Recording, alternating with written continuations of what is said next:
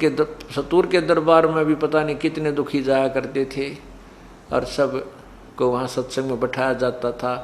देखो पुण्यात्माओं, कुछ तो आप में से ऐसे भी भक्त हैं, ऐसी बहन बेटी भाई हैं जिनके आते ही दुख दूर हो गए, आशीर्वाद से भी ठीक हो गए, नाम लेते उससे दिन भी ठीक हो गए।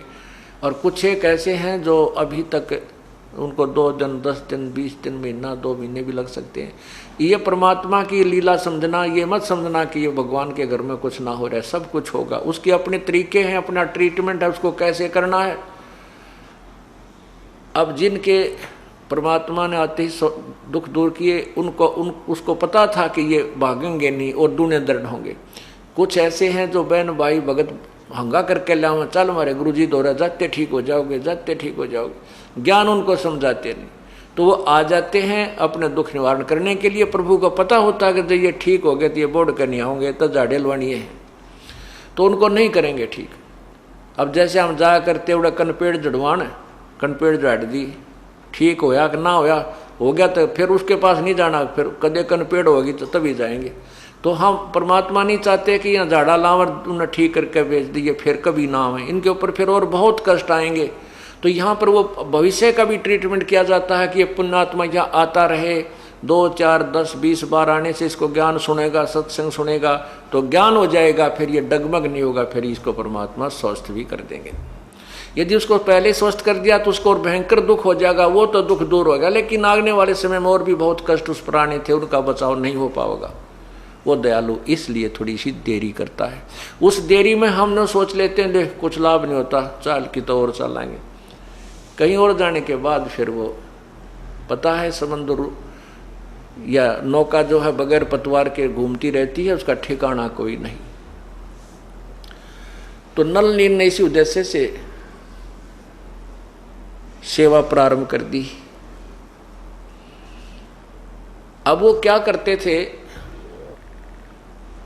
कोई भी रोगी आता था तो परमात्मा के पास बहुत दुखी आते थे।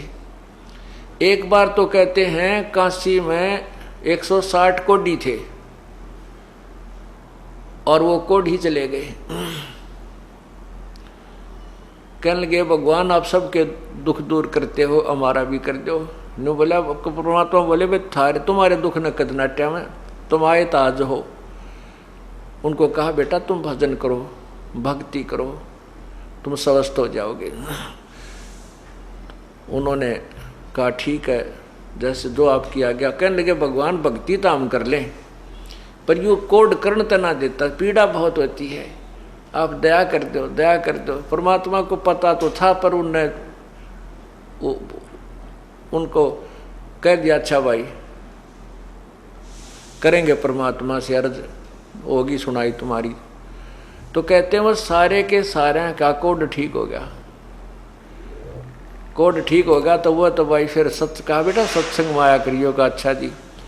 अब वो तो नहा धोकर बटे ऊपर काए, फिर क्यों पहले तो पीप चुया करती थी, कपड़ा भी ना सुहा हुआ था, और फिर ना सेवा करें, बैठ जाने टेव की तरह आकर कोई भगत का काम कर लो तो कर ले, यानी उल्टा उस तरह व्यवहार नहीं बना उनका। तो परमात्मा कहते हैं भाई ठीक है, हम तो देख दोबारा इस कष्ट ने तुम्हारे कदे नहीं, और तुम इस तरह चलोगे तो तुम्हारी भक्ति नहीं बनेगी। 1-2 गलतियां उन्होंने की, परमात्मा ने उनको करड़ा किया कि भाई ऐसा नहीं होता सत्संग में, तो वो आना ही बंद कर गए, आना ही बंद कर गए और भक्ति त्याग गए। अब ठीक आगे क्या हुआ वो तो लंबी कहानी है, वो तो प्रत्यक्ष है क्या होगा और क्या हुआ होगा उनकी गेला ज़्यादा डिटेल नहीं बताते। तो परमात्मा ने ये सारे उदाहरण पहला करके दिखा रखे, हमारे ताई इस दास को उदाहरण दे रखे हैं कि ऐसे भी आवेंगे और उनको ठीक होते बकवाद भी पावेगी, फिर तेरा दिल भी दुख पाओगा कि देखो भगवान से अर्ज की और इन ये ठीक भी हो गए, राज फिर वो बकवाद गढ़े। ऐसे बहुत से लोग हैं।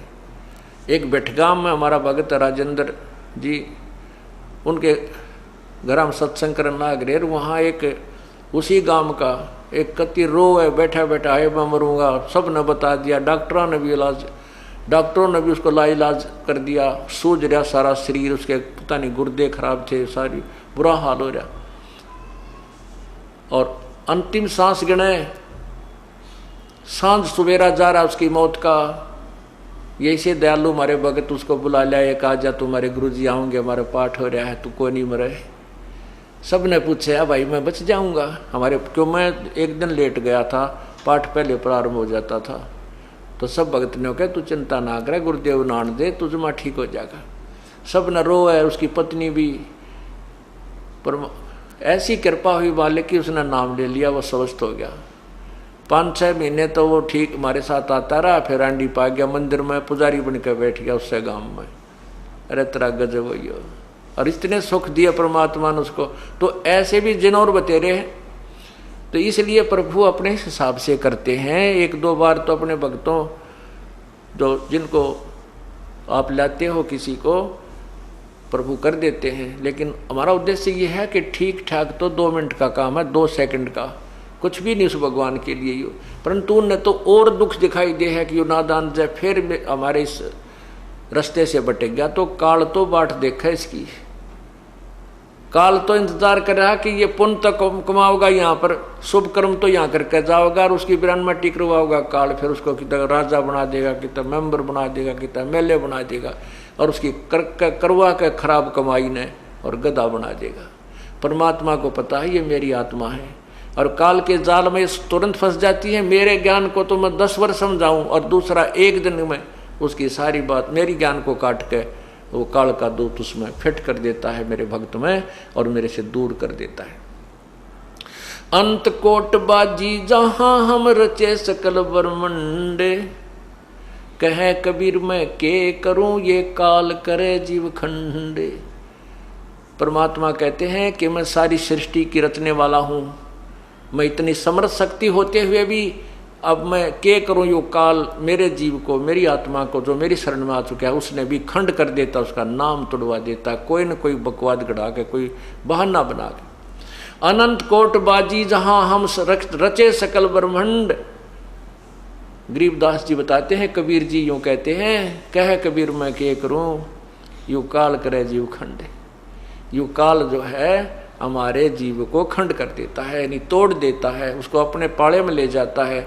हमने शुभ कर्म तो करते हैं परमात्मा के बताई विधि से, 1-2-4 साल हम साधना कर लेते हैं, हमारे पास वो भक्ति का धन हो जाता है, और फिर हम सत्संग त्याग जाते हैं। उस अपने किए हुए सत्संग के दौरान शुभ शास्त्र अनुकूल साधना में किए हुए पुण्यों को फिर ये प्राणी अन्य योनियों में अन्य जन्मों में मनुष्य जीवन पाकर प्राप्त करता है, तो उसमें वो अच्छा राजा भी बन सकता है, सेठ भी बन सकता है, उसी के पुण्य होते। और यदि उसको आगे भक्ति नहीं मिलेगी तो फिर वो पूंजी समाप्त हो जाती है। तो इसलिए हम हर दृष्टिकोण को सोचकर परमात्मा की आज्ञा अनुसार यहाँ सब क्रिया की जाती है। आप कोई लेट भी हो रहा है, किसी को कोई आराम नहीं हो पा रहा है, उसके लिए बताया कि द्वार धनी के पड़ा रहे, धक्के धनी के खा, 100 काल झकझोल ही पर द्वार छोड़ ना जा।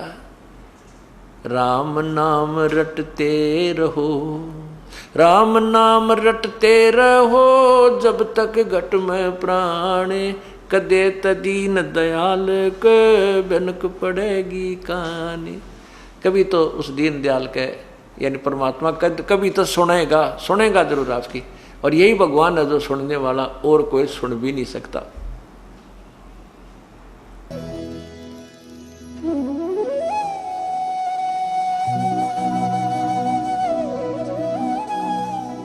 अगर आप ये वीडियो YouTube पर देख रहे हैं तो हमारे चैनल को सब्सक्राइब करें और बेल आइकन को दबाना ना भूलें। अगर आप Facebook पर ये वीडियो देख रहे हैं तो हमारे पेज को लाइक करें।